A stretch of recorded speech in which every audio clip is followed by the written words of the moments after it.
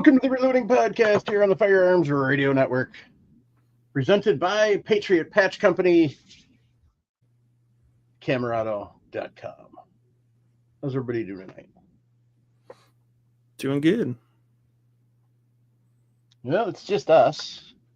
For now. Hopefully we have hopefully one more. Brenda's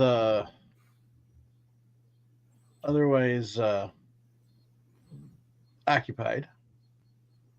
And quite possibly has no air conditioning, which kind of sucks. Because she's in KC. It's not bad today. It's kind of starting. We're starting to cool off. If it was yesterday and Saturday and Sunday, I couldn't imagine. But we're starting to get a little cold spell move through right now.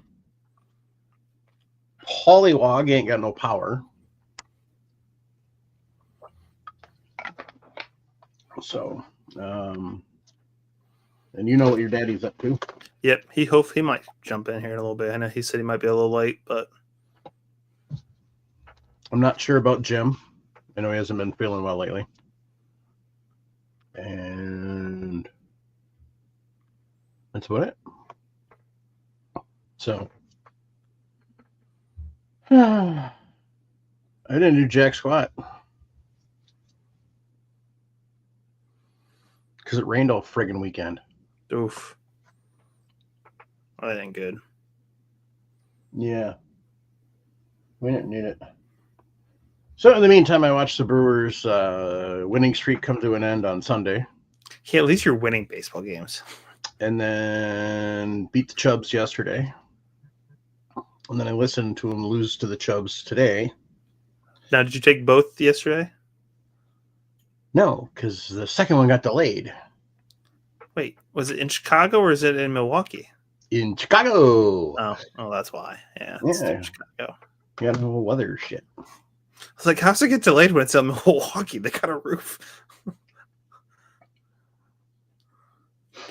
At least you guys are winning baseball games. I don't know. I can't tell. Last time I watched a complete Cardinal game. They're just not fun to watch right now when you don't even know who half the players are. No baby. And unsuccessfully tried to get this bright thing to be a computer monitor. So, I don't know. But I bought new smoke alternatives to StreamYard because StreamYard's expensive. And yeah, I gotta get with Chris over there at CloverTax. He was testing a new product a while back.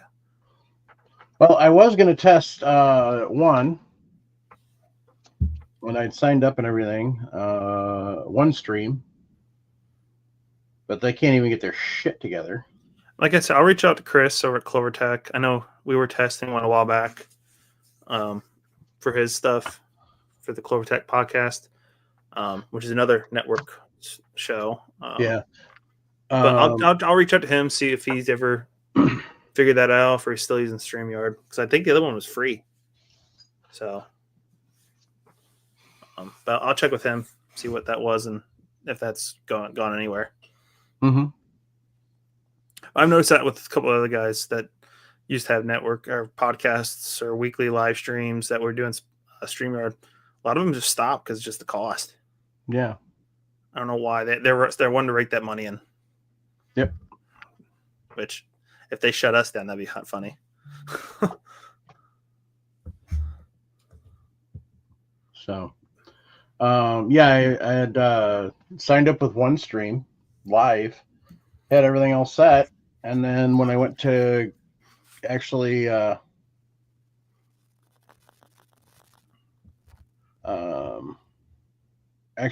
get on the interwebs to go into the thing, because I did it through the app and everything.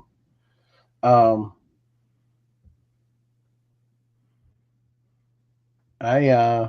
found out that they don't. First off, they said they don't like. They only like Chrome or Chrome best. I tried Chrome first and it froze. So then I switched over to Opera, which is what I use for StreamYard. And it froze again. So I contacted tech support, and tech support was dumber than a box of rocks. They did not understand. Oh, wait a minute. That's right. Oh, here's my chat tab transcript. I said, I started off with, I've tried 2 different browsers and it stalls at the ask permission part. Not a very promising start. Their first response, please elaborate on your query. Jeez. Like, oh, fuck. Sorry, Chris, you're going to have to take that out. I said, it has stopped. Will not go any further. Frozen. Locked up. Cease to complete any more steps.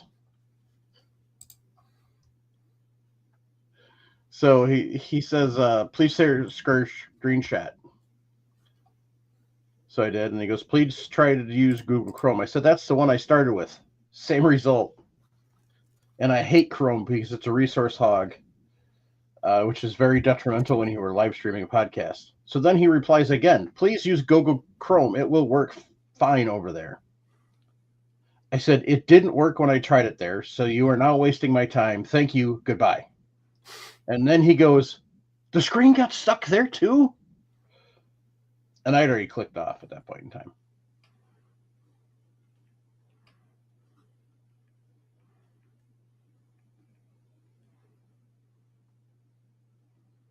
So then I signed up for Riverside, but Riverside's being a pain. I was trying to get Riverside up and running, but I didn't have enough time to really do that. So we'll do a test. I just shot Chris a message, see what I remember we tested it a while back. I just don't remember what it was. And that was probably around the first year we were testing that, so I'm not sure. I know on his podcast channel he doesn't leave any of his just like test stuff live or out there. I think he takes all that down. Yeah.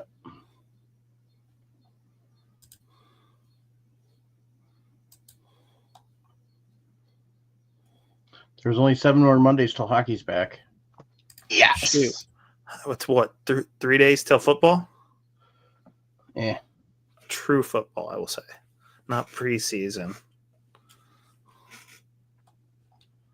Oh, that's the good thing to do. What's that? Guy posted on here, teaching her about the important things in life. Detroit Red Wings history. He's got the fight. Oh, jeez. Did you see who the Blues gave a tryout to today? Milan Lucic. Oh we need a bruiser. Yeah, you do. that doesn't have. He's going to basically be on the ice with crutches. He's so old. Hey, if we can get a bruiser, I'll take it. Yeah. Red Wings are finally retiring Fedorov's jersey this year. Finally. Should have been done at least 5 years ago. Right? But so. Yeah, I bought a new smoker on Saturday. What'd you get? Another Pit Boss. For the price point. I didn't want to go. I would have gone Traeger, but they're just too damn expensive. There. I'm not spending $3,000 on something. It's not like I use it every day. Yep. The one I got right at $1,000, but I can finance it for a year. Nice. It's not gonna take that long. I'll pay it off for that. But so yeah, it's the Navigator 1300. So it's a big one. It's got oven style cooking racks, which is nice. 3-tier. Cooked some chicken on it Saturday night. Yeah, that's Saturday night. So, but other than that, really just relaxed. It was hot here this weekend. We were high 90s, feeling like 110, 115 outside. It was not a fit day to be outside doing much. No, that's not fun.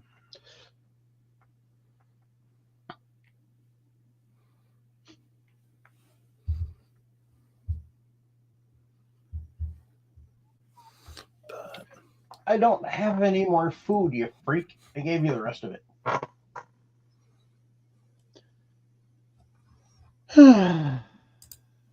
So, what are you bringing back to the show? We are bringing the Cartridge Corner back to the show. Awesome. After how long of a hiatus? 3 or 4 years. 4 years. I think I was in my rental when we stopped that. Yes. So, full disclaimer, folks, we may cover cartridges again that we have previously covered. And do we care? No. If you want to whine about it, 1-800 each. I'm going to try to do cartridges that have not been covered first. We do have a spreadsheet that's kind of. And I went through that. I kind of tried to find something that wasn't on there. Where I have probably a list of 15, 20 that I could ramble off the top of my head that were not on there that we'll cover.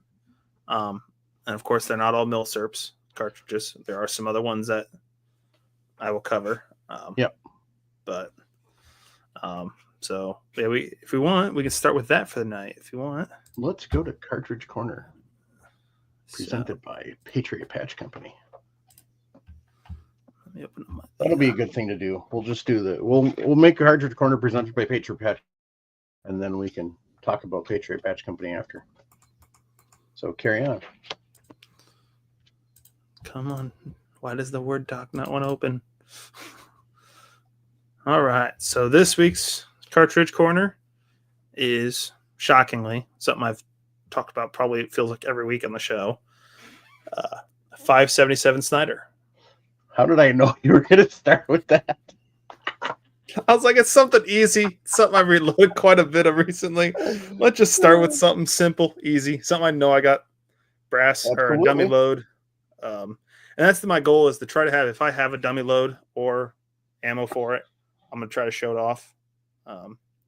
So the 577 Snyder, also known, is 14.7 by 51 millimeter. Was a British black powder cartridge, metallic centerfire. It fired a 577.577 inch or 14.7 millimeter. Depending on the bullet, it was anywhere from 480 grains down to 425 grains. Solid lead.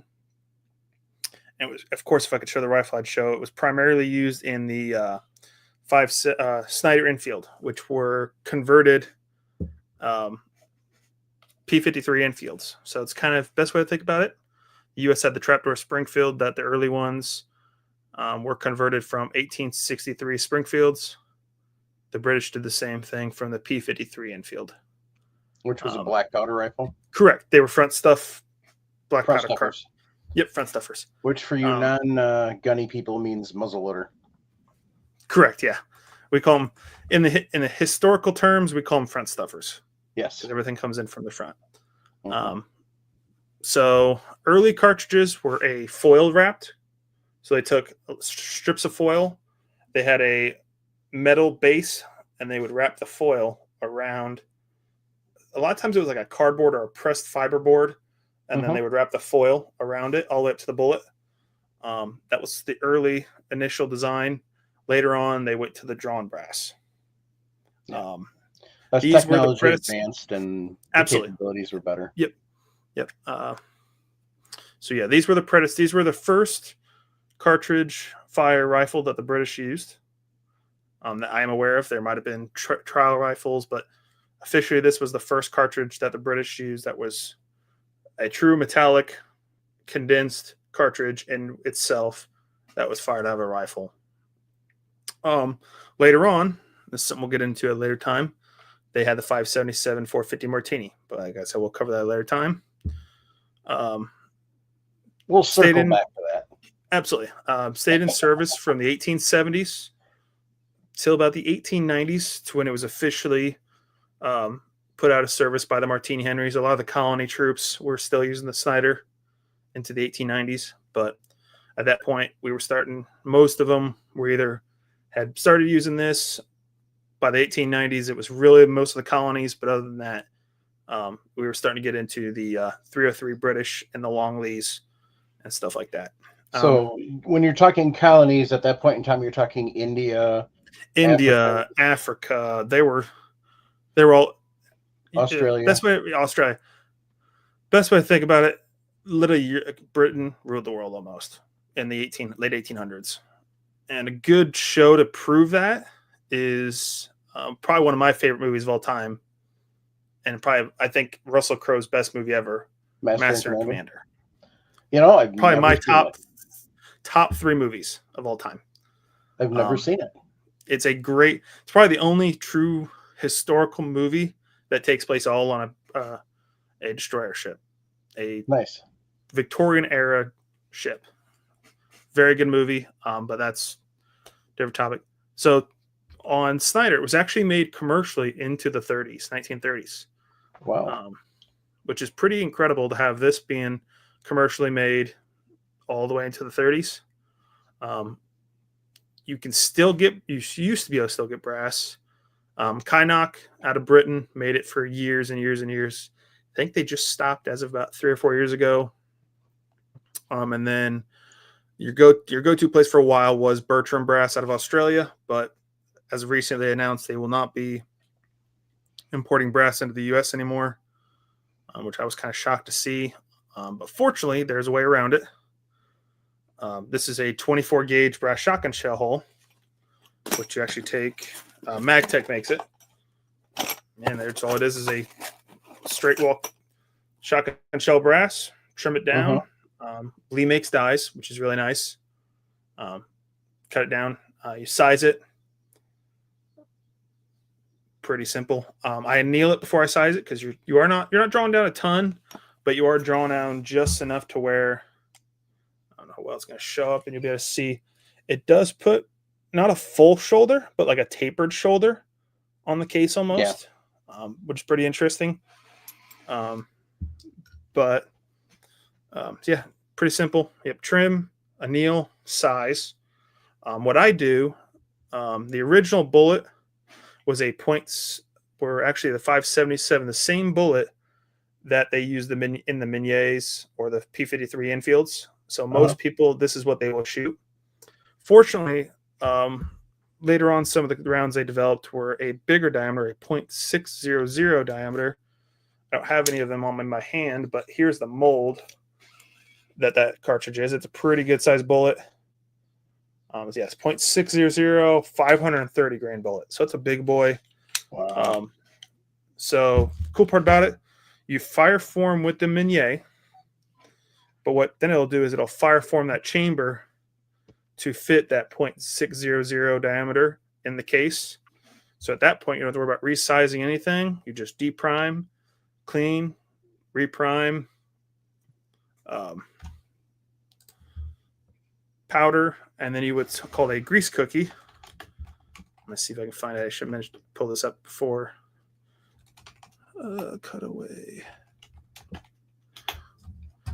Trying to see if I can find a photo explaining. So learn how to frickin' read.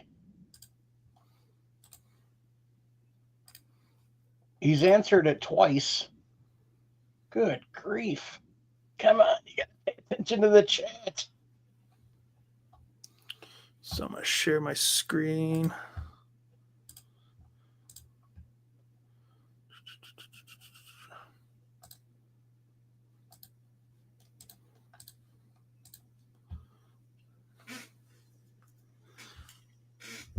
I'm sharing my screen, Mike, when you get a second.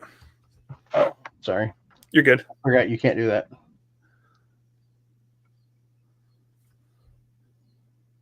Maybe.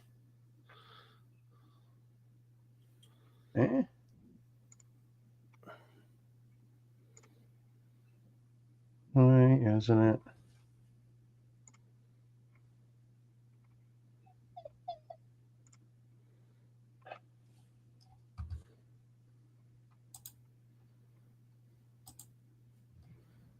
There we go. There we go. All right. So this is another version of the Snyder round they had. This was actually kind of a paper wrapped, partially with the foil wrapped, as you can see down here at the bottom. It is a. Uh-oh. Where'd it go? Hey, Mike. The thing went away. I don't know if something happened or. What happened? The screen went away. Unless you can see it still. I can still see it. Oh. So you can see my cursor down here by the rim of the case? Yeah. Oh, weird. I can't see it on mine, but I will go ahead with it. So, of course, you have the bottom, the rimmed portion. Yeah. Get the foil wrapped. Then they went into kind of a slick coated papered version, and of course your lead bullet. So here's a cutaway version. Of course, bottom part we should all know, primer, black powder. Then they have what's called a grease cookie, which is separated between your powder and your bullet. Interesting part about the bullet for the Snider, the original bullet, it was actually a either clay or wood plugged hollow point or hollow base. Interesting. Pretty interesting, which helped really force it out to grab those lands and grooves. But pretty interesting cartridge. I enjoy it, especially bringing old guns back to life. Black powder. It's one of the easier old black powder cartridges to reload for. I haven't looked at brass in a while. Unfortunately, sitting good on it. But other than that, it's pretty simple. Like I said, Lee still makes dies. They're about $100. The only real specialty tools you need, you got to have a press that does 1 1/4 dies. So, which is like your RC-BIS rock chucker. There might be a couple other ones, but that's really the main one that I use. But other than that, yeah, so like 6-pack, yeah, glorified Minier. That's what they started with. I wish I had one of these bullets with me. They're probably all down at the reloading bench downstairs. But later on, they did go to a flat base bullet for like later on when the cavalry was still using them, the Snider carbines especially. They did use that flat bottom bullet later on, but that is the basic overall history of the Snider cartridge, 5.77 Snider. I could go way further in depth, but I don't want to bore everybody. That gives us a good starting point, and we can keep this one going, this project. All right. Awesome way to get us started there.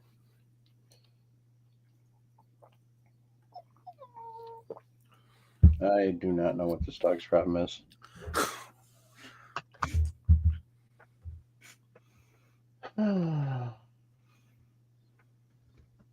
Gracie, what's your problem? Huh? Come here. Gracie, come. Gracie. Come here. Come here, Gracie. Fine, go away then.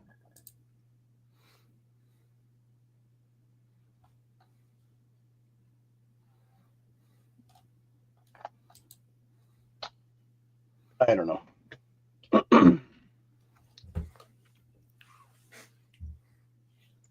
Uh-huh. Yeah, truth. Keep it up. At least I can read.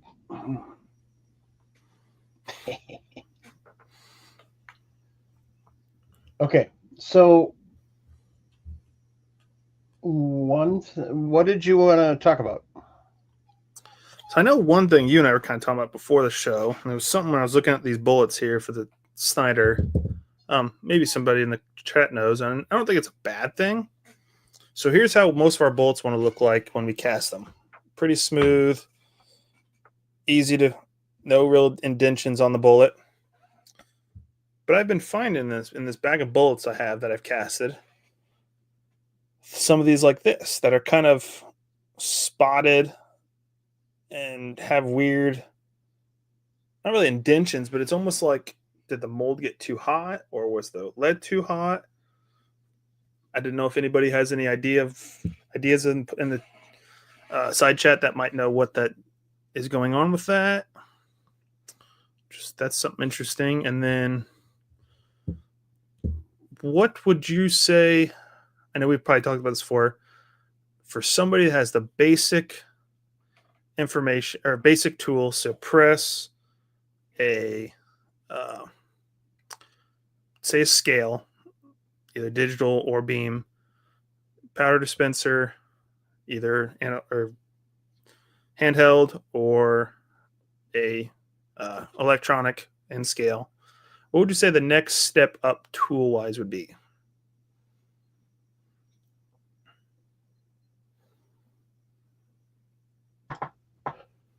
So what type of scale, I guess, is a question. Let's say they just have let's for instance, don't worry about the electronic powder dispenser. Let's say they have a RCBS powder flow and just like a Lyman or a Frankfurt Arsenal standard scale. Not the cheapest in the world, but not the greatest. Just a nice scale that they can check their powder weights and bullet weights on. So they don't have anything like a IntelliDropper or a Lyman 6? Correct, yep. Is budget a challenge, or is... I would say you don't want to break the bank, so don't go like top tier or anything. I would say stay under $600. And that could be for any tool. It doesn't have to be a powder dispenser. It could be any tool. What are they loading for? And say your standard 5.56, 308. Your standard, nothing crazy out of the ordinary. Something you can pick up brass for, or just something you're going to go plink around with. And say they have Milsurp, like a 30-06 or a 7mm Mauser, something pretty basic.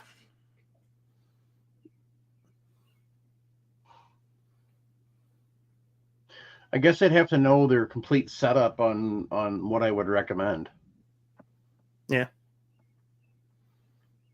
Cabela's was sold to Frickinghoff International. Cabela's was brought by Bass Pro back in 2017. Truth.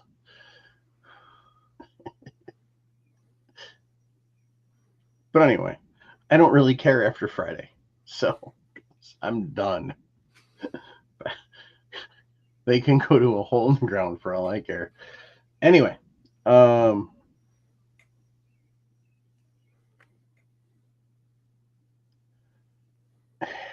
without knowing everything they have, that's kind of a really hard question. And what their end goal is. Are they literally just making plinking ammo and they're just making a crap ton? Or, what's the deal? I mean, if they're making a crap ton of ammo, but they've got a single stage press, then I would say I would go with like a auto powder dispenser. Yeah, that's kind of what I think. I would say for most people that are not necessarily beginner, but have gotten that little start into the hobby, have most of their basics, a good press,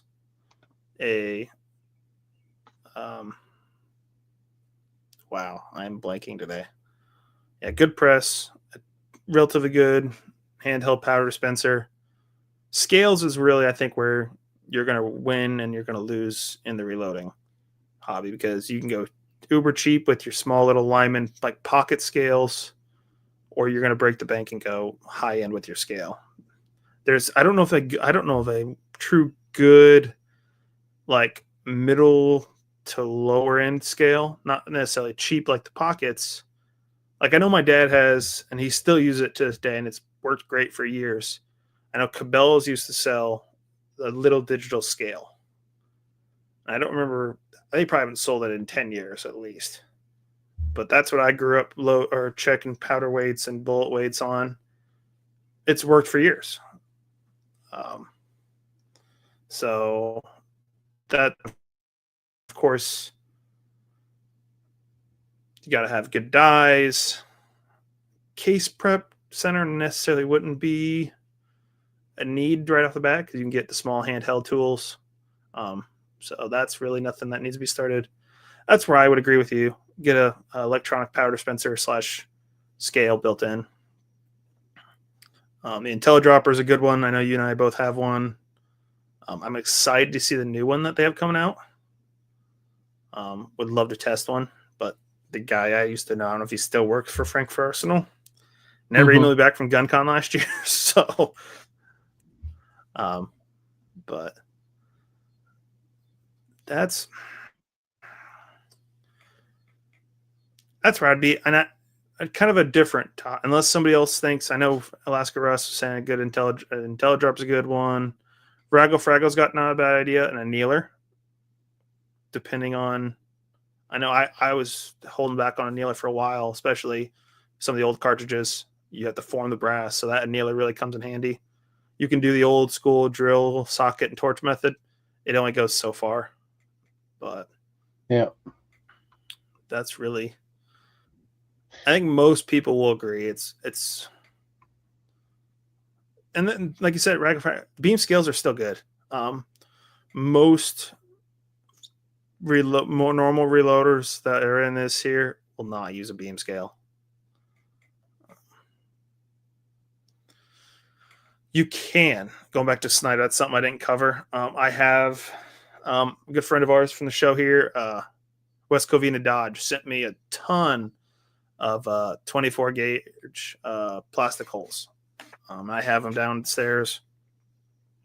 The only thing with that, you cannot use your Minier bullet. You're meant to use a round ball. I don't remember the diameter off the top of my head. But most people that use the plastic shotgun shell holes do use cut down. That, and then they use a Lee round ball or Lyman or some sort of other round ball mold. But yeah, that's another cheaper way you can shoot the Snyders, but you're not going to be as accurate as you would with the Minier. But it's a good idea, a good thing to bring up, Russ. That's something a lot of people forget about, and I've always forget about, because I can make this relatively easy, but I do need to play around with some of those shotgun shell holes. But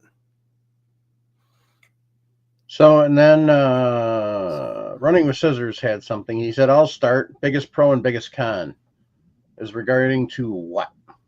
Overall reloading, piece of equipment, what?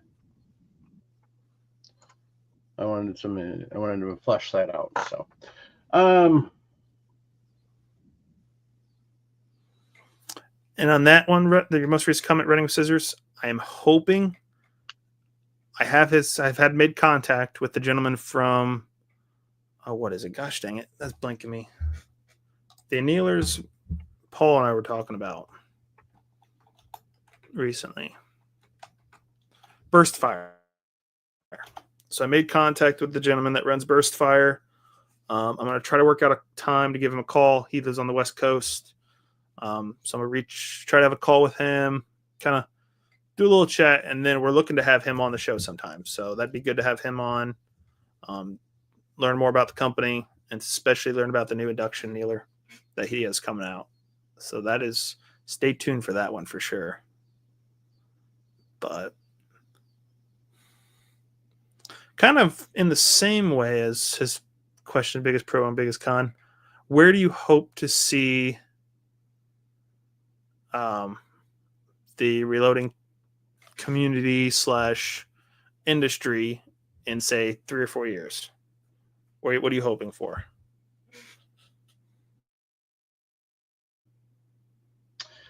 What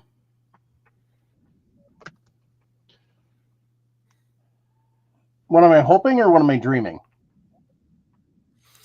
Let's start with hope first. Okay. Then we'll go to dreaming.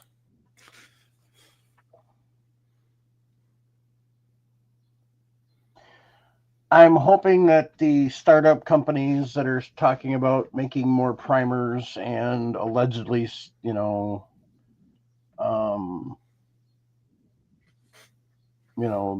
powder manufacturers being able to get more powder back into the States, so the supply will increase and the costs will go down, or at least not continue to climb.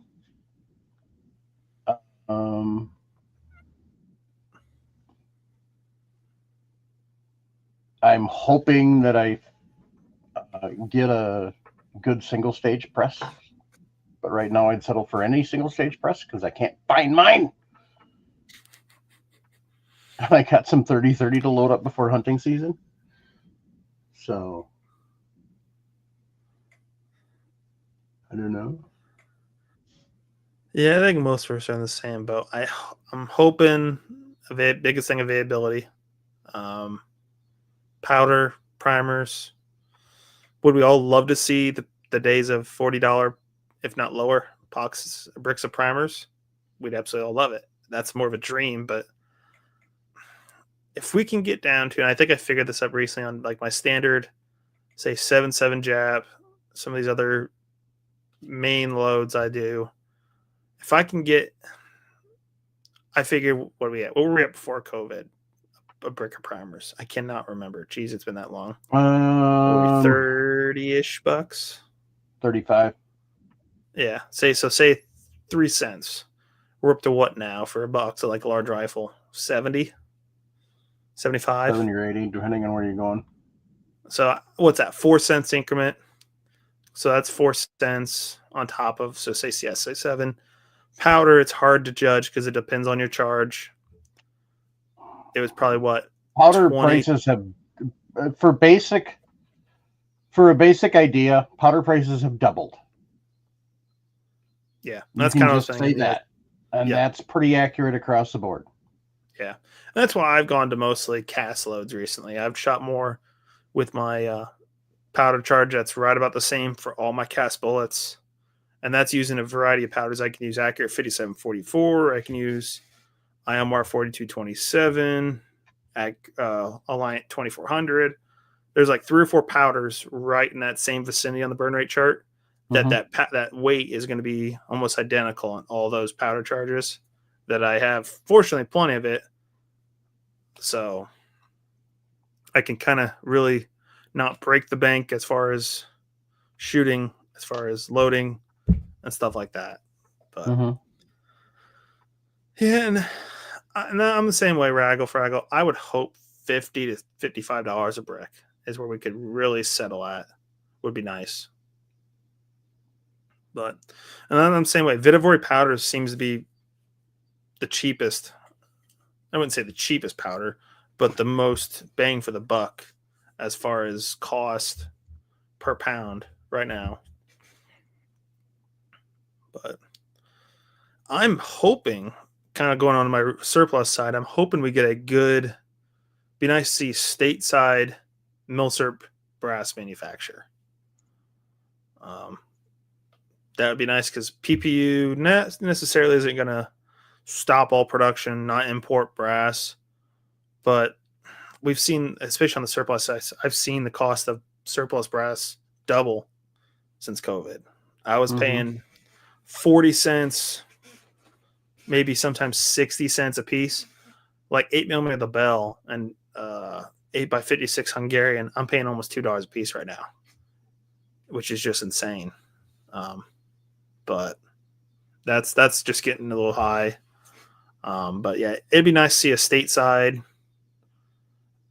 surplus cartridge manufacturer for the brass, but I can hope and dream on that one. That's probably leaning towards a dream, more of a hope. I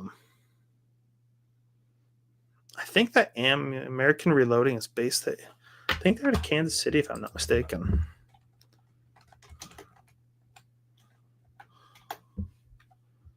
Yep, over in Green Valley. So over by the Blue Springs, over by the stadiums. So complete opposite side of the metro, but it's another option I have for powder and primers and bullets. But one thing I'm tired of seeing is new cartridges being developed when we really don't need them.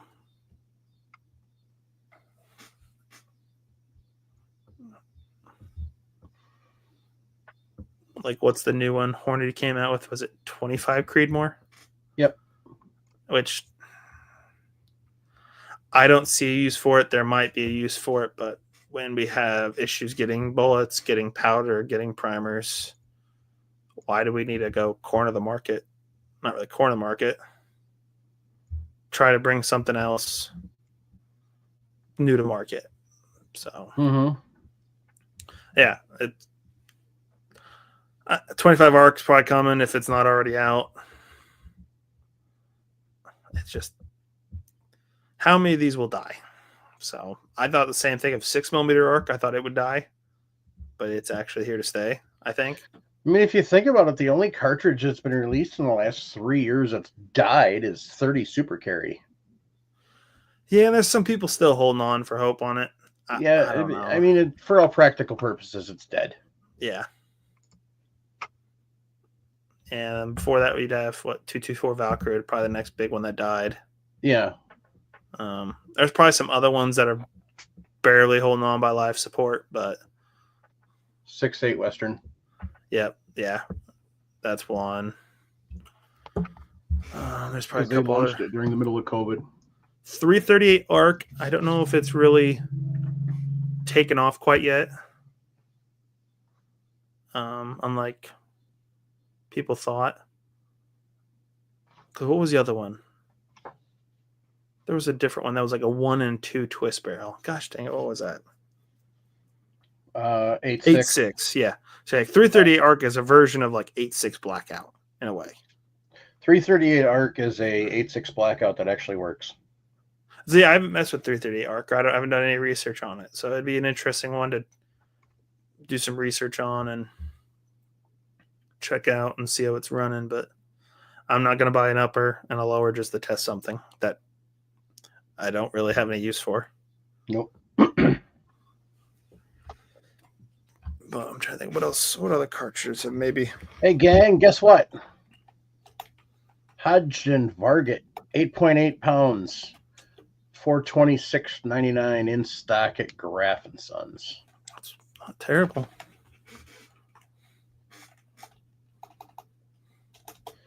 They also have 8-pounders of IMR 4350 and IMR 3031. They got a lot of powder and stuff. Yeah, they must have got a new run. Ooh, they got some Noble Sport. So the ones that I'm seeing here, the main ones that have come out in the last 5 years, 6.5 PRC is really That's not going kind of here to stay. 7 PRC is here to stay. 6.8 Western, like I think, is dead. 224 Valkyrie, dead. 350 Legend, that's an interesting one. That's staying. You think so? Yes, because it is a straight wall cartridge. And why are straight wall cartridges important, Nick? I don't know. I have to It's worry a about straight that. wall deer hunting cartridge. Oh, that's something I didn't know about. We never could rifle hunt in Illinois. You can now. They can't. Yeah. When did they pass that? Like 2 years ago, like shortly after you moved out. See, they do everything when I leave. But you can only have one round in the gun. That's right. I did hear about it. They were talking about it when I was there still. And we were all like, oh, we could do 300 Blackout because it was technically on the list of straight wall cartridges. But then you have to find it on the list of straight wall cartridges. It's not a straight wall. That's the thing. We could get it was on the list that the state DNR put out. Wow. So we were going to get around it using a 300 Blackout AR or a 300 Blackout single shot or something. Yep. But nope.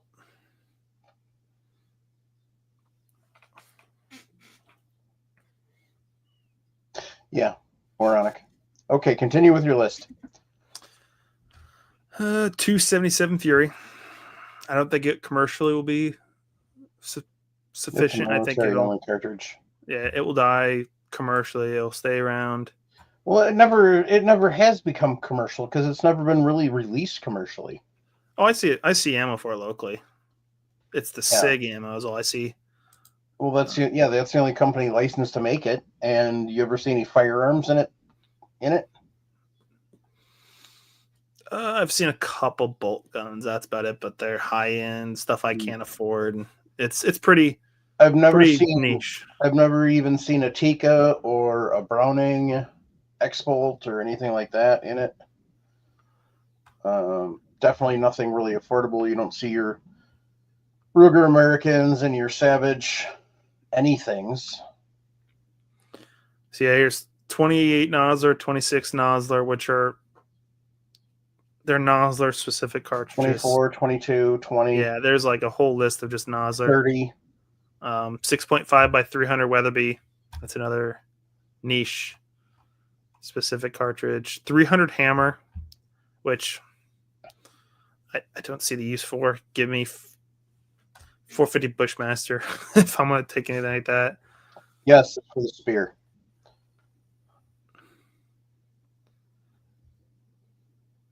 That looks Right, like I that's wanted to know. about most of it. Yeah, it's the whole list. Yep.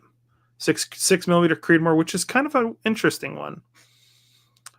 If I wish Paul was here to ask him on that, because it's 6 mils, one of those ones that it might have died, but being that 6 mils kind of making another comeback. Well, people are looking for 244 REMs again. Yeah, that's another one that's kind of making a comeback cartridge wise. So, what is it? What's the new out there that take advantage of the original slow twist rate? What's the new backcountry cartridge again? 7. Is it? Have you seen a gun in that cartridge yet? I don't know. I haven't been over on the new side much. So, what is that? I think we got a couple in 7 millimeter backcountry. Yep.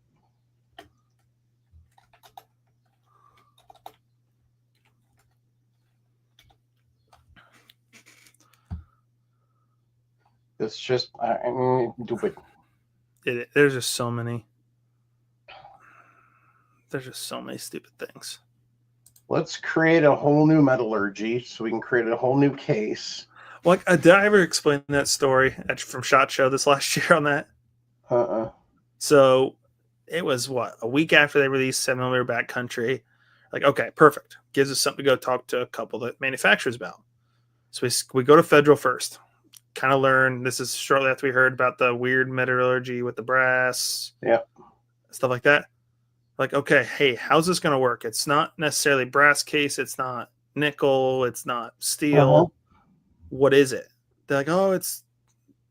I can't remember the exact way they said. Like, it's kind of a mix of a couple different ones. I was like, okay, how's that going to work with reloading? You say it's going to be reloadable. You're not going to be able to take your standard steel dies off the shelf and reload it, will you? They're like, well, we're working with RCBS on die manufacturing right now. Like, okay, perfect. Where do I go next? Straight over to RCBS. And I talked to one of their lead engineers, which everybody, if you've watched Gavin Tube or just even RCBS's YouTube channel, you'll recognize. I can't remember the guy's name, but one of their main engineers was working the booth, and I've met him before over the years at SHOT Show and NRA over the years. But I was like, hey, I was just over at Federal, and I asked them. They said they were going to be working with you guys on 7 millimeter backcountry dies. Is that true? If so, what's going to be the new? How are we going to modify them to accept this weird metallurgy style case? You're like, we're not doing dies. We don't know anything about dies. So either they're being hush hush. NDA. Exactly. I'm wondering if there's an NDA that the guy kind of let slip up over at Federal, but I need to talk. I think I talked to Joel about it. Yeah. I don't think anything's still come up with it recently, as of last time I had lunch with him. But yeah, because that was one of the big things with 7 Backcountry is they were talking about the ability to reload it, and they were talking about that was going to be out really shortly. I'm wondering if it's going to have issues like, what was it? So with like going to 224 Valkyrie, before they were having the bullet issue where the bullets were separating, you would have major issues with your primer pockets being worn out within 1 or 2 firings. Well, yeah, I mean, you increase the pressure horribly, and you would not shock me. We're going to have that issue with 7 Backcountry. That's going to have to happen when you're pushing the PSI this high. The biggest problem with this entire idea is there is brass out there, quality brass, that will handle the same pressures, especially if you're putting it in a decent cut chamber and you're not putting it in, a piss poor cut chamber where it doesn't have a lot of room to expand. And so, I mean, honestly, you could take your 7 PRC, jack your pressure, and blow the 7 Backcountry out of the water. Yeah. But It's a smaller cartridge in diameter, so we can get more in the magazine. I hate that philosophy. That philosophy drives me insane. Well, if you learn how to F and shoot, you won't need more. Exactly. Kind of going off Running with Scissors' most recent comment. I can't tell how many times I've been at the range and I see new suppressor owners. Their suppressor goes flying off the gun. Isn't that funny? I laugh every time. Mind you, I might be there someday because I don't own any yet. But so speaking of, Running with Scissors said, off topic, but I'm noticing a lot of folks with either Garmin or an Athlon while on the range, like suppressors. Which I don't know why. Because you haven't seen anybody running? I haven't. I don't watch much of the Garmin or Athlon videos recently because I have a nice, decent. Actually, not decent. I've been up the range lately, so because my last 3 times that I've had a chance to go, first was a Wednesday, which the public range is shut, and I didn't have the money, still don't have the money at the current moment to pay for the normal range. And then the last 2 times it was downpouring, which I don't want to do any testing in the rain until after I get my regular testing done. So, but whatever. And Running with Scissors followed up with, I know I've said before many times, Fed is after the newer shooter and suppressor users. Well, yeah, they are. That's why they came out with the 7 backcountries, because they're after CAN users. So I have a new project starting tomorrow. What's that? I am making, with the local shop that I'm good friends with, their gunsmith, I'm going to be making the IDF. It's called the IDF knee hammer. Oh, what is it called? Or IDF called, I think it's called the Ruger by the IDF. And it's basically what they did is they had. I think you should make in Negev. Huh? You should make in Negev. Negev. IDF get Negev. I don't know what that is. I'm going to look that up. Look it up. I think you should make one of those. NEGEV? Yep. Oh, geez, yeah. See? I would love one. See? What is it made on? What is it made on? Why is that a SITME L lower? Or no, it's SITME C lower with a... Okay. I kind of want to make one just, not necessarily for firing, but just as a... Oh, they shoot beautifully. Oh, I can imagine so, Oh, yeah. they are just a joy to shoot. Gosh dang it, Mike. Now they will go through belts like nothing. Now you made me want to have watched videos tonight. My evil plan is in working completely. Wait till you see what I'm making though. Yeah. Hang on. Open. Thanks for stopping by Running with Scissors. That's an awesome thing. 6 a.m. men's group. Those are so much fun. The one I used to belong to with the old church, they would do once a month, and they would bring in, those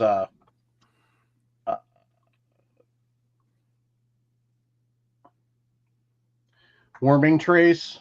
You know how they get the big aluminum foil pans? They bring in a full thing of bacon. Oh yes, that's what we would do. That's like tomorrow. We have a free coffee event that they put on in our apartment every month. And I don't drink much coffee. I barely drink coffee. But when it's free and they provide breakfast, I'm drinking coffee for free. There you go. So when we have a cafe, like a coffee cafe in our building that they make like nice drink, I'm like, hey, it's free. I'm taking it. But nice. This is what I'm going to be building. Or I'm not building. My gunsmith will be building. Looks like a 1022 on steroids. It is. So what they did is they bought from Ruger 1022s and they integrally suppressed them. So the barrel only comes to about here, and the rest of this is baffles. Oh, yeah. And they called it the Hammer, Israeli Defense Hammer. So the local shop I have has an old, like, 1980s 1022 that somebody absolutely butchered, put in, like, a weird barrel, a weird stock. Yeah. Just absolutely butchered. but it still has the original stock and the original barrel in the box. Nice. And they only went like $150. Well, that's a good deal. So we're like, you know what? I'm not breaking the bank, and I'm not taking a really nice 1980s or early 90s Ruger and ruining it. Somebody already ruined this gun. Why not? So we're just gonna buy. I'm buying it tomorrow. I'm gonna give it to my gunsmith tomorrow night when I see him. I'm like, hey, you know what we need? Mad scientist here. Go to work. Now what we're debating, do I make it a 1-stamp gun or do I make it a 2-stamp gun? And the only difference is where the barrel connects right here to the baffles. To be a 1-stamp, we pin and weld the baffles to it. So it's one single continuous length. Mm-hmm. Or we thread it, which takes it to a 2-stamp gun for the suppressor and for the short barrel. Well, if the barrel's made right, it's all one piece. Well, it's got to be pin and welded then. You'd have to pin and weld the baffles to the barrel. Yeah, so here's a little trick. If it threads on, he says. Okay, so if it threads on, use rock cast or silver solder. Yeah, that's probably what I do. Fortunately, with the 1022, and then you don't have to actually pin and weld it. With this, it's gonna have a threaded cap here on the end. I can unscrew this and clean out my baffles pretty easy from the side. But like here's Chad from Iraq Veteran 88 had one made. So here's what it looks like with the cap off. Even if I made it a 1-stamp gun, it's gonna be pretty easy to clean those baffles. But as you can see, here's the best way it looks like it. But he took a Ruger Charger barrel, but we're just gonna cut down the 16-inch barrel and then make that. It's gonna be such a cool cool project, fun project. Why not? Something cheap. We'll build it over the next 3 or 4 months, just to have it full. Is it the cicadas at my house? They are bad this week. I don't know why. No, that's the Vanquish 22 integrally suppressed barrel, which is all one piece. So it'd only be 1 stamp. Yeah, and that's kind of what I'm thinking. Well, the company that made this for Chad is Liberty Suppressors. They want $2,200 just for the barrel assembly. I would tell them to get bent. That's why we're gonna the gunsmith, their actual manufacturer too. So he's gonna take a piece of tubing or whatever he'll do. He'll throw it in his four-way mill, water jet mill or whatever they have, and he's gonna turn that for us, and we'll turn down the barrel. And dude, Silencer Shop sells those Angstead Vanquish for $535. Ain't bad. So, but no, we're excited for this project. Then I'll find an old school little. I don't even know what scope I'm gonna go with yet. Probably a little 3-9 with some high turrets or something, with some bullet drop, just something. Throw a little Harris bipod on there. We'll have to turn the stock down a little bit, but it's just such a cool project. Something, it's military related, but it's kind of got that weird Skunk Works same thing at the same time. So I think it's gonna be a cool project. So, but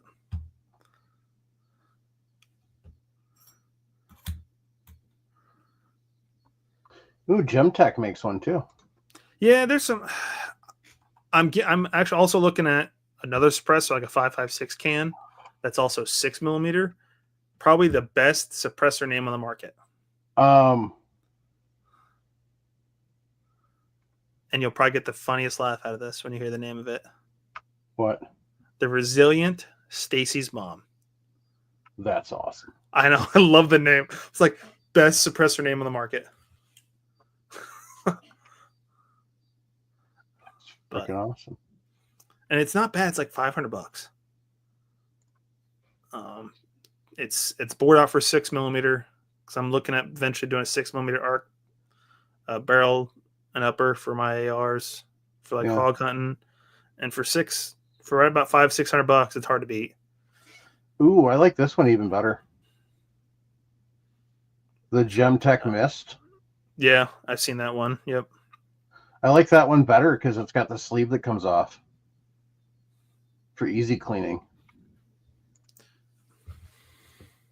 Yeah, and that's kind of where like 6-pack projects and rag. That's where I've been leaning toward is the one stamp. So I can cross state lines. I already with my SBRs already know what to fill out for the one stamp. There you go. Cross state lines. I cannot see nothing for some reason. I don't know what's going on with my screen, my computer. All I'm seeing is the background of the podcast. Weird. Huh. Here, I'll do this. Let me open up on YouTube. There we go. Oh yeah. Fits in it's a drop-in barrel replacement for a stock that's designed for the 920 barrels. And it's easy to clean. How much? $535. I talking to him last time, we might not be that high cost-wise. Like I told him, well, I'm not in a hurry. So we're going to have fun with it and just over time. Well, if it's done by the end of the year, January 1st. Well, our goal is to have it stamp either right about the first of the year to where, say, the 31st, I can go in, do my paperwork, submit the stamp right before the rush. Well, no, you can. No, the thing is Silencer Shop and these other places, you can submit all your paperwork now. And that's what I mean. We're gonna and they're delaying the delivery and everything until after January 1st. Yeah, that's what we're. So that way, there's no stamp. Yep, that's what we're planning on doing at the shop. So, because they're so if you're thinking you're going to go on December 31st, well, not necessarily. You're going to be way behind. Not necessarily then, but because they've already got hundreds of ones now. So, but no, we're excited. And worst case, what I'll do is I'll be able to. I'll buy the gun, but they'll still hold on to it into their books until we finish it, and then we'll fill out the paperwork and then transfer everything to me at that point. Because with them being a manufacturer, they can hold on to the suppressor once it's finished. Say they finish it in a month and a half, they can have it.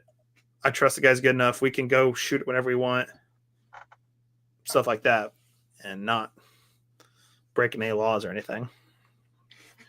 So he says, technically, you can have baffles vented into the next baffle going back over the existing rifle barrel. It creates the needed expansion chambers to reduce the pressure and create opposing sound waves, kind of like a Delisle. Yeah. That gives me another project. Gosh dang it. Him and I are... So the gentleman that is the gunsmith here used to be the lead designer for Boyd Stocks up in South Dakota. Oh, nice. So he knows his stuff. They make some nice stuff. They do, and he took them from old school into the new school century on doing stuff, and he's probably 2 or 3 years older than I am. Really knows his stuff. But we had a cigar and bourbon night last month. Nice.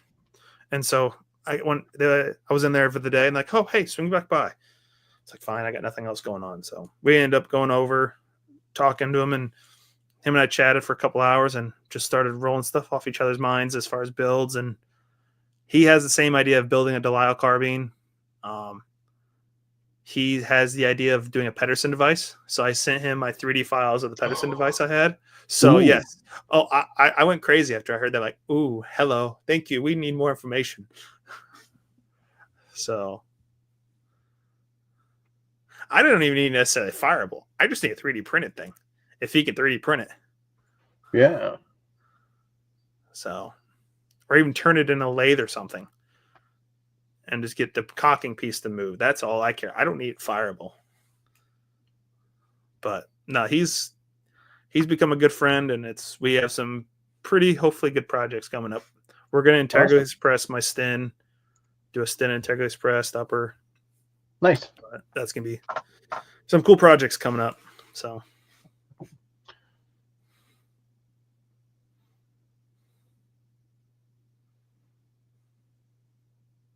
Ooh, somebody's going to turn. Wow, we turned Billy loose too. Okay, so something that I was going to open last week is this. So this is from the NSSF and the American Foundation for Suicide Prevention. As we all know, we take mental health on here seriously. We don't want anybody offing themselves. We want everybody to stay around. something we're definitely serious about. Not just words. We've had Mike from Walk the Talk America on. And so NSSF sends out a kit. And I wanted to see what it was. So I ordered one. And it's completely free, literally. They charge you nothing. You go to their website and you can order it. And they charge you nothing.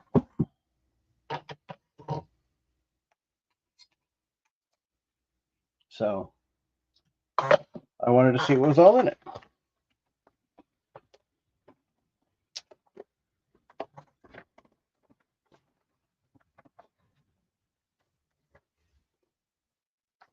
Okay. So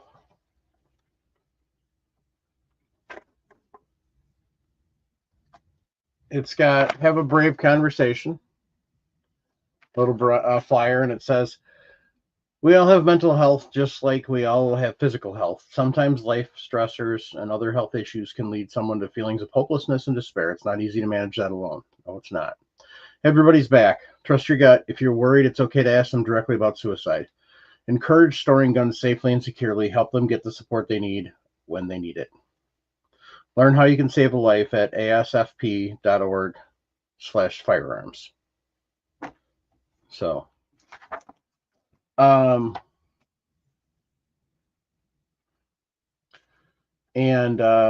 so here's another, like a counter talker.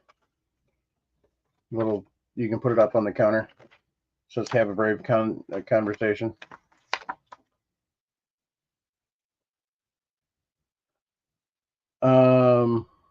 So here is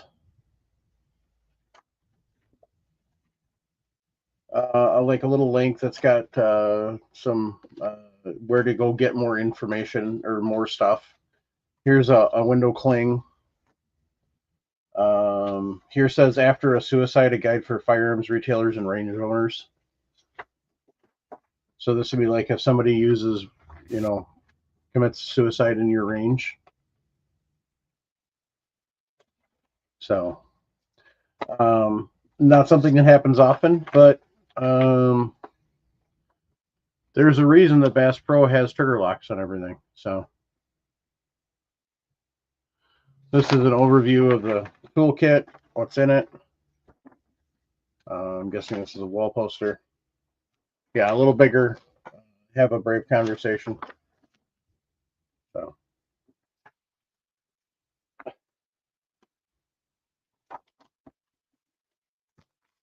Somebody had, I don't remember who it was. I'd love to be able to remember, and when I do, I'll give them credit.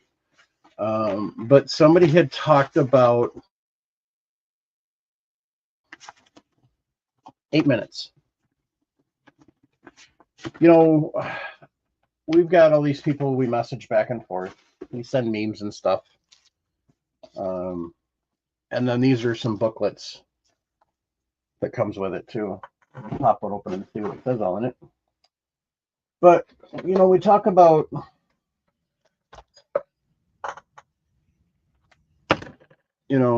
conversations and so on and so forth.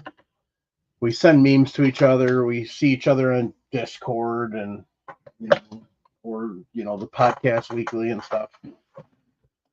But there was a gentleman, and I don't remember who it was. I'm going to look quick and see if I can figure it out after I get one of these out and take a look.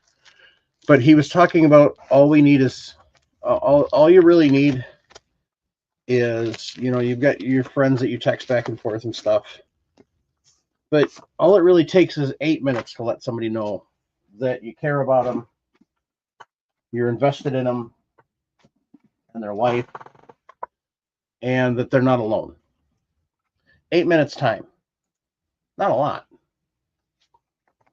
Guarantee you probably most men spend more time than that in the bathroom. So this says some people are at more risk for suicide than others. It shows health factors, environmental factors, historical factors, Take suicide warning signs seriously. It says talk, behavior, moods. It gives you some warning signs. Reaching out can help save a life. Gives you some stuff to reach out. Some tools on that. Talks about firearm storage for your lifestyle, cable locks, lockbox, gun case, full-size gun safe. Gives you the projectchildsafe.org link. Says what leads to suicide. Gives you a little brief thing. Actually, I'll just read that. It says what leads to suicide. There's no single cause. Suicide most often occurs when several stressors and health issues converge to create an experience of hopelessness and despair. Depression is the most common health condition associated with suicide and is most often undiagnosed or untreated. Most people who actively manage their mental health conditions go on to engage in life. Conditions like depression, anxiety, and substance abuse problems, especially when unaddressed, increase risk for suicide. And it's got resources on the back.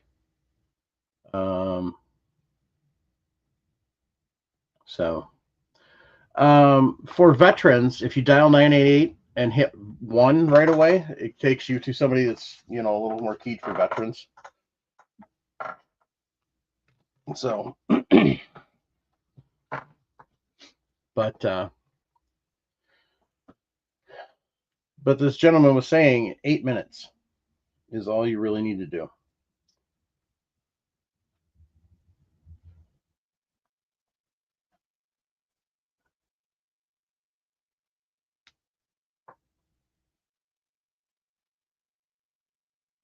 There we go.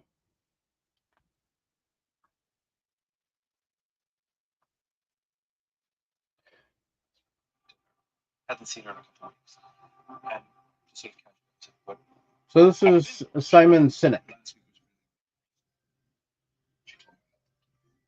Why did you? A friend of mine. Can you guys hear that? Hadn't seen her in a couple weeks. And just sort of catching up. What, can you hear that, Nick? She goes, last week was really, really rough. She told me what happened. I said, why didn't you call me? She goes, I didn't. You didn't. She's like, I didn't. I pull up my phone to prove to her that she didn't. There the text says, what are you doing? Mother? What are you doing on Thursday? Like, you mean these texts? The one that sound like every other text you've ever sent me? How do I know that that's a cry for help? And so she'd read this article that said that when somebody is in need, all they need is 8 minutes of attention from a friend to feel not alone. Not to solve a problem, but just to feel not alone. And so we came up with a shorthand with each other, which is, when we're in need, we text each other and say, 8 minutes. What that means is, I need you. Anyone can step out of a meeting or step out of whatever they're doing. You're okay. You're not going to solve it. You'll get it with them later for an hour, 2 hours, whatever they need. Just long enough to feel alone. And people feel guilty calling you because they don't bother you or interrupt you. And nobody feels guilty. So my ask is adopt these little practices. A friend of mine, I went to her house for dinner. Hadn't seen her in a couple of weeks. And just sort of catching up. What have you been? She goes, last week. So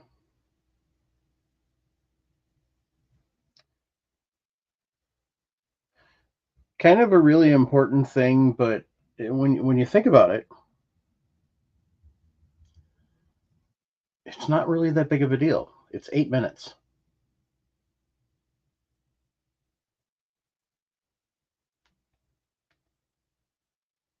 So, especially if you've got a friend that's going through some rough stuff, maybe they lost a family member.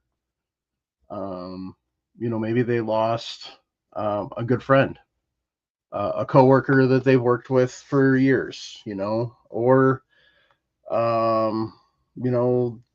something's not going right at home, or they've got financial issues, or whatever the case may be. Get with them and say, hey, if you're suffering and things aren't going well and you just need somebody, just send me a text that says 8 minutes. We've got all sorts of ways we text. We text back and forth with texts, Snapchat, Facebook Messenger, Instagram Messenger, whatever. But, just let your friends know. And I'm telling everybody right now, 608-467-0308. That is the podcast phone number. It's a Google Voice number. But when you send it a text, it comes through on my phone. If you send me a text that says 8 minutes, I'll call you right back. All right? I'm here for all of you guys because all you guys are here for me. So it's very important that, especially as men, and we have women listeners too, and women do a lot better than we do. But it's their nature. They're a lot more not necessarily in touch with their emotions, but part of it's upbringing and part of it's everything else. But we tend to, especially us Gen Xers, feelings, what are those? Bury them. Put them down there. Put them away. We don't care about those. Leave those there. They'll go away. You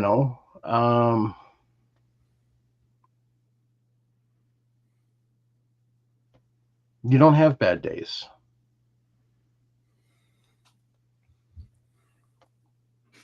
Yeah, they're built for compassion and nurturing and empathy, and we're not. Some of us are lucky and we're wired that way. Most of us aren't.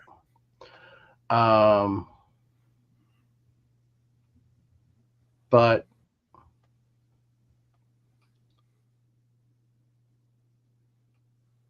it's working on ourselves to try and help and be there for our friends. And sometimes that 8 minutes is just ribbing each other.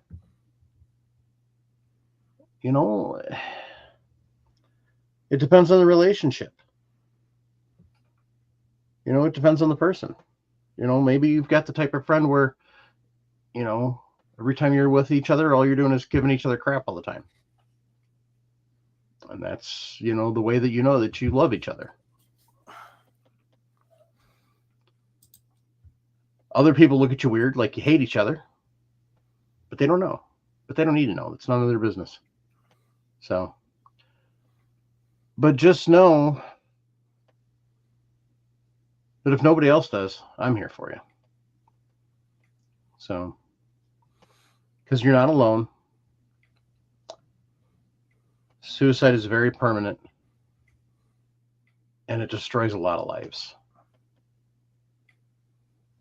that you'll never get to see destroyed. So, I've seen a lot of lives destroyed by suicide. Some in our own extended family. In fact, when the one committed suicide, we're like, wait, what? Because every time you saw him, he was always happy-go-lucky and cheery and everything else. You wouldn't have known there was anything wrong. So, don't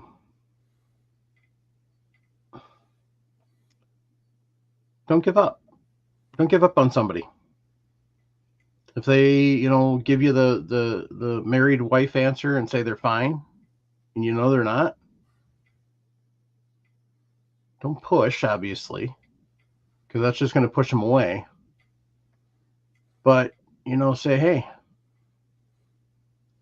all right, I understand that you don't want to talk about it right now.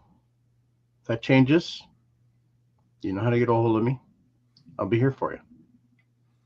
Just send me that text that says 8 minutes. Okay?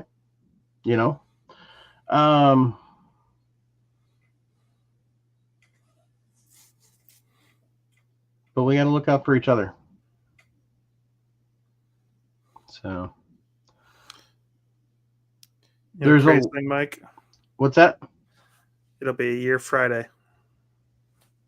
Yeah. Which is crazy to think about. Mm-hmm. But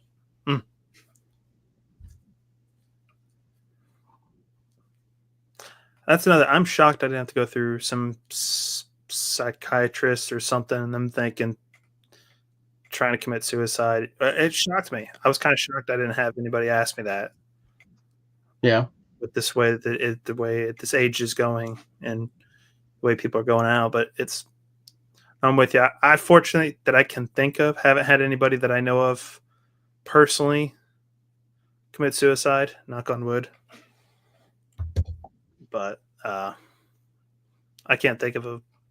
I don't even want to know what would happen. What I would think it hit me hard. Like when my grandfather passed away unexpectedly, that hit me hard. But I just can't imagine what would it be like. But I don't want to hopefully have to ever experience that. I don't wish it on anybody. So.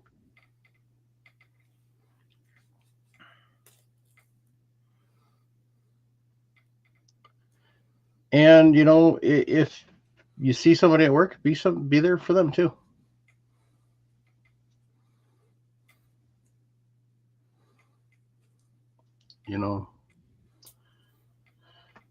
We all got to be there to support each other, and we all got to be there to take care of each other. And don't bother hating anybody. It's not worth the time. That's the effort. It isn't. We might disagree on a lot of things, but there's no point in hating on somebody.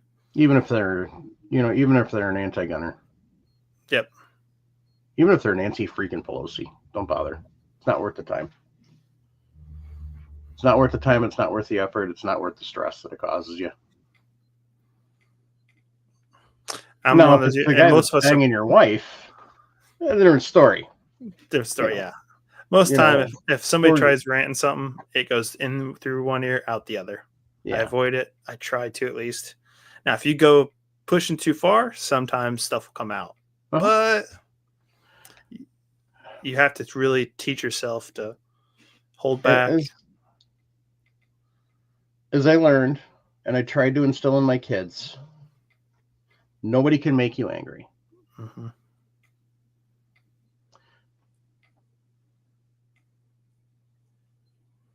Ooh. Nick. I saw it. Nobody can make you angry because you have to choose to allow that person to affect you. Now, obviously, there are certain exceptions. I'm not going to go into all of them, but, somebody walks up and slaps you in the face. That's kind of one of them things. But I'm talking just conversationally. Somebody says something. Somebody calls me fat. I look at him. Who are you and why should I care what you said? Exactly. No, go away. You're not an important part of my life. I don't care. Yeah. When somebody says something, take into consideration who said it. Are they really somebody that is important in your life and you value their opinion? Are you going to ask them their opinion when it comes to life-altering decisions? If not, then their opinion doesn't matter and what they said really doesn't matter either. So throw it out with the dust. But that's the thing is everybody needs to get to is the point, and it's hard. It's very hard. Okay. I'm Irish. I have a wonderful Irish temper. You should see my eyes. When I am irritated and I'm really pissed off, they go a beautiful, just an absolute gorgeous emerald green. Because I've got hazel eyes. I mean, they are just a beautiful emerald green when I'm pissed off. It's funny. Well, I'm Czech, German, and Italian. So I got that's three tempers. Oh, absolutely. I got like the 3 trifecta right there. Right? So I'm German, Irish, and Danish. Yeah, I got 3 of the ones you don't mess with. Yeah. But I had to teach myself how to control my temper. Because you get in a fight all the time. Hey, the Lost Faraday. We're talking about things you can do to help yourself. We're kind of into the second part of the show, which is talking about a kit that I got from the NSSF. This is what it's titled. And we're talking about things that you can do. Talking about. I talked about a thing that a gentleman said about 8 minutes. People send you texts and they think it's a cry for help, but it's not. But getting with your friends and stuff and saying, hey, if you need something, if you're feeling desperate, you're feeling alone, send me a text that says, I need 8 minutes. And then we were talking about, the thing that I tried to teach my kids when they were growing up, and I'm still trying to teach them, is nobody can make you mad from words.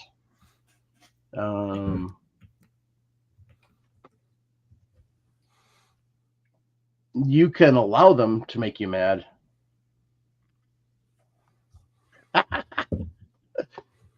If you hit them, they do raggle fraggle. Unless it's a pillow, then go ahead. Or what I did for my kids, because they didn't know how to direct their anger, I got them one of those karate kicking and punching dummies, the round ones that you can, put at different heights. But it was perfect. Yep. I'm like, if you just absolutely cannot control your rage, you go take it out on that. And then we would work on, after that was vented, what caused it and why. And that was one of those lessons. It's like, okay, that's when that lesson would come into effect, is they can't make you mad because of what they said. You let them make you mad. And that's the thing. So, but yeah, we were talking about suicide prevention, and it's important reaching out to people, letting them know you're there for them, and making sure you have people that are there for you. And I said 608-467-0308 is the Google number for the podcast. Excuse me. If you need somebody to reach out to and you don't have anybody else, shoot me a text. I'll get back to you right away, because the text comes to my cell phone. So trust me, Russ from Alaska and I text every week after the show, and sometimes during the week. So, and definitely during hockey season, a lot more. So. Kind of on a different note, did you see what Chris at Clover Tech's doing? So he made trading cards for GunCon. Oh yeah, you were telling me about that. He made 15 sets of them, and he's doing one right now where it's set number 1 of 15, and out of the 10. So out of the 10, all 10 are autographed by the YouTuber that's on them, GunTuber. Mm-hmm. And they're doing a eBay auction right now, and all the proceeds are going to all of our good friend, probably the funniest dude in the world, Michael Agree, Tony Simon.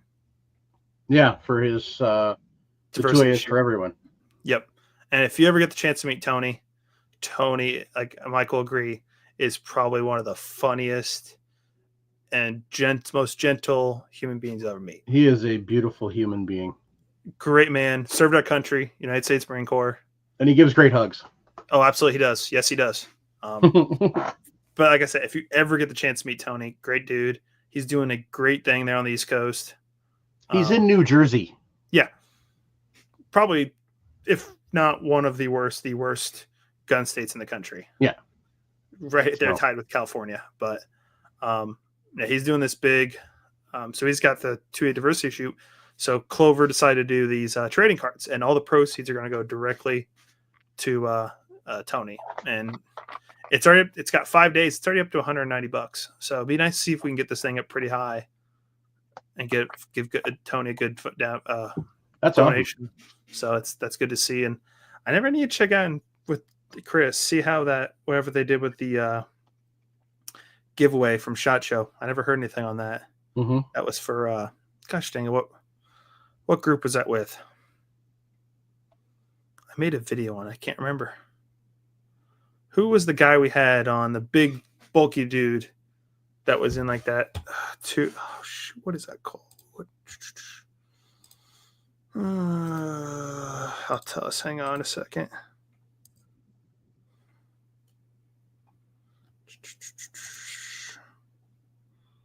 Walk the Talk America. That's what they were doing it for. Oh, okay. Yeah. They were doing some fundraiser / giveaway stuff. I never heard what happened with that, so I need to check in on that. Which is crazy. It's already been 8 months. Oh my gosh. It'll be here before we know it at this point.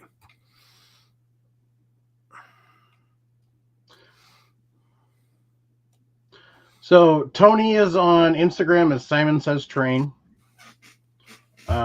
And the little thing for his shooting is it's 2A4E diversity shoots. So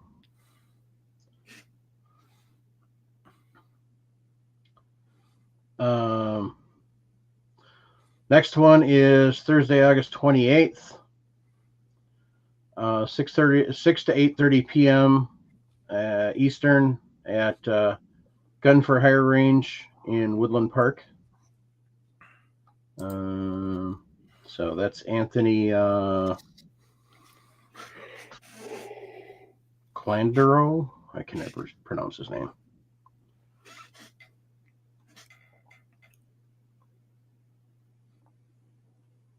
But he welcomes everybody.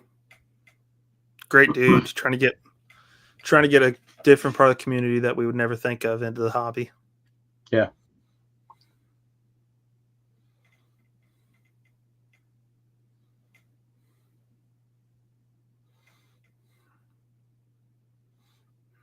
So,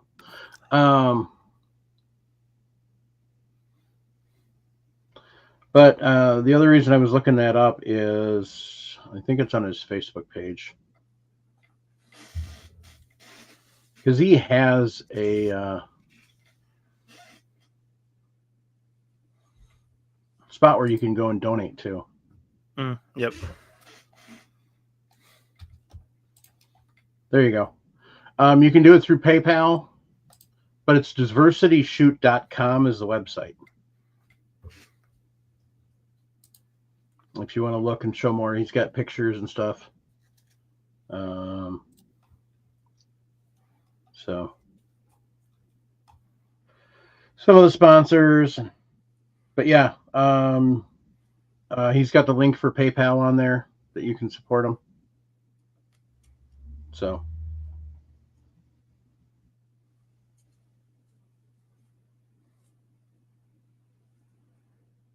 but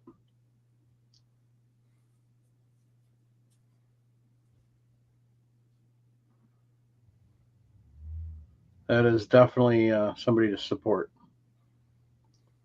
So, but yeah, the Lost 40 said I stress that at all my fire department. At my fire department, I stress it during my fire academy. Suicide prevention is huge everywhere. Absolutely.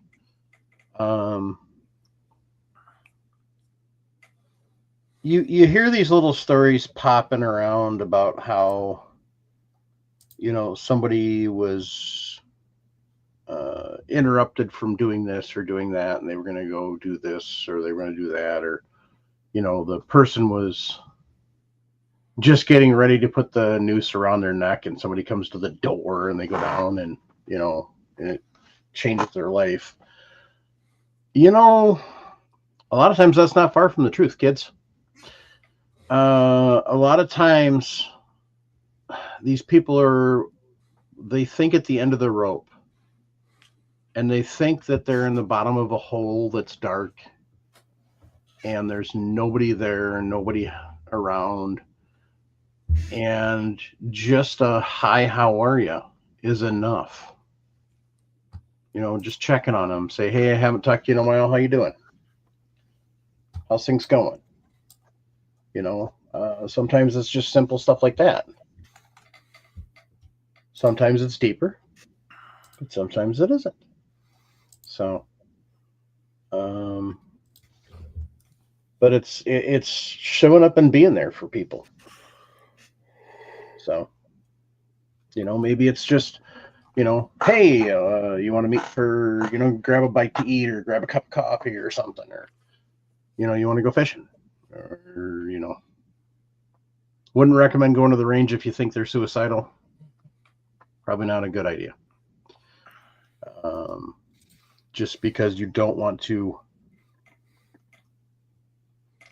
you don't want to have that worry. So, but yeah, cup of coffee, something. So sometimes it's just, showing up. Hey, you got anything at the house you need help with? That type of thing.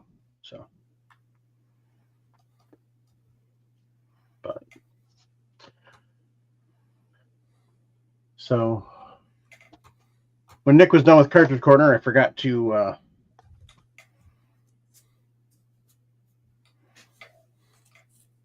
talk about Patriot Patch Company and Patch of the Month. Got those summer vibes. So, yeah, not enough light. I'm working on it. I know what I can do.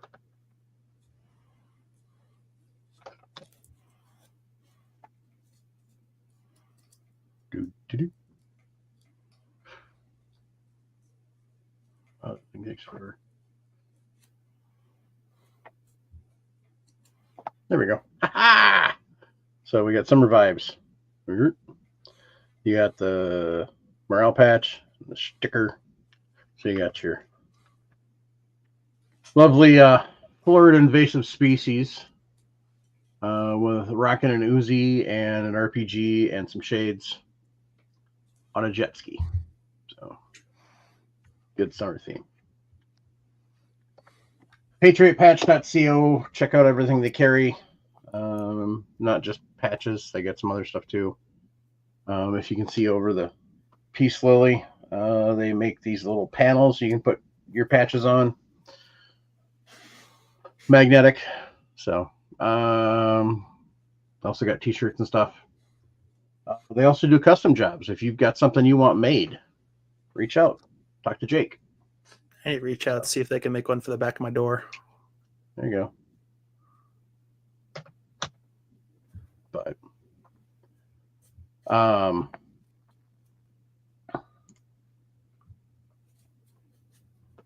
yeah, and if you want to be a Patch a Month Club member and support the show, you can go to firearmsradio.net/category/podcast/reloading-2 and click on support the show. And if you want to get cool tumblers like this one, or you want to get a cool Reloading Podcast t-shirt or sweatshirt, aka hoodie, you can go to firearmsradio.net/category/podcast/reloading-2 and click on that beautiful green button that says buy merch. That'll take you over to Southern Gals Crafts where you can order up all the cool stuff. So I got to talk to Chris. We should add some more designs. Right now we've got the Reloading Podcast one, and then we got a couple of picking on the ATF ones. So I think we're going to come up with some more stuff. Hit the drawing board. If anybody loads 458 SOCOM and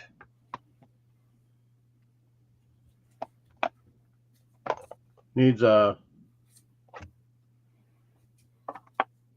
case making die, I have one.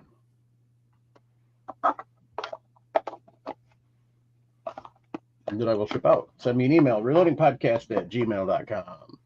If you want to just contact the show, reloadingpodcast@gmail.com or 608-467-0308. Send us a text or shoot me a voicemail. Yes, George. Really. So, Nick, you got any shout outs? On top of that, if you want to give us some ideas for like show ideas, we're always looking for different ideas for episodes. So if you got some ideas, shoot those to an email or voicemail or best way, or text, or if you're on the Discord. I don't know if Mike's got I thought we had a show ideas thread. I thought we did. If not, we can. We had one on MeWe. I don't know if I've got one on Discord. Yeah, we can make one. Kind of gives them some interesting ideas. I know reloading is you get to a point where you've hit most of the topics. A suggested show topics. There we go. Yeah. So if you got any ideas for what you want to see on episode as far as topics, yep. If you're on the Discord, or shoot us an email. We're always looking for ideas. But yeah, no real shout outs from my end. All right. I just wanted to give a shout out to the NSSF for putting that together and offering it for free. So on that note, keep your brass shiny. Jump on the Mill short bus. Support the Second Amendment. And organizations that support the Second Amendment. But most importantly, if you're struggling, 988 or 1-800-273-8255. Reach out, get that help. Thanks, folks. Have a good night.